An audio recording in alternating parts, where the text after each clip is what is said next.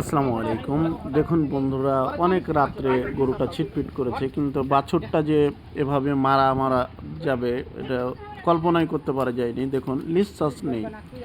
তো আমি চেষ্টা করতেছি কিভাবে আল্লাহর অশেষ রহমতে বাছুরটি জীবিত হলো। তো এভাবে আমি একটা ইউটিউব মানে ভিডিও দেখেছিলাম, মানুষের বাচ্চাকে অনেকবার এভাবে মেরে মেরে মানে নিঃশ্বাসটা এসেছিল আর কি। তো আমার চ্যানেলটি সাবস্ক্রাইব করবেন এরকম নতুন পদ্ধতি পেতে। দেখুন কিভাবে আল্লাহর অশেষ রহমতে আসলে বাচ্চাটি জীবিত হবে।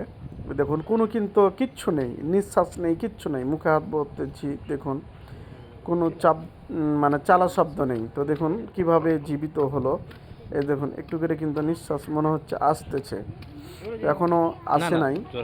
দেখুন এভাবে আমি আস্তে আস্তে বাড়ি মারতেছি এবং এ দেখুন কেবল নিঃশ্বাস একটু করে নিতেছে। তো আল্লাহ আসলে অশেষ রহমত। এখনো এই যে দেখুন, এই যে হাঁ করতেছে এতক্ষণে।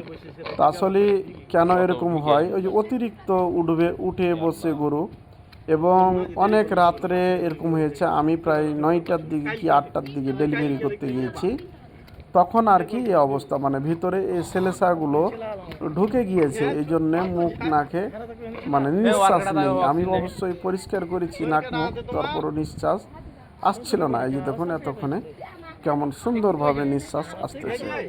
তো এরকম নতুন ভিডিও পেতে আমার চ্যানেলটি অবশ্যই সাবস্ক্রাইব করবেন। আসসালামু আলাইকুম। এই ক্যালসিয়াম গালা মানে পেটে ঢুকে গিয়া তখন লাগবে নাকি, আরেকটু দিলে দেন।